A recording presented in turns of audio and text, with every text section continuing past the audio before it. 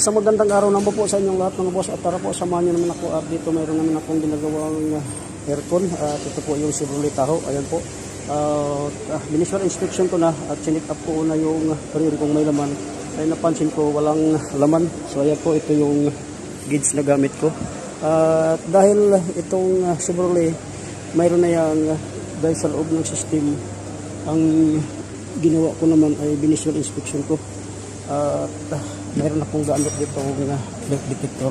So lahat ng fittings at linya ng aircon ay tinignan ko na. Ngayon wala akong nakita doon sa may condenser at pumunta ako dito sa likod. Ayan, makikita natin nandito yung leak niyan banda. Yan po yung expansion valve.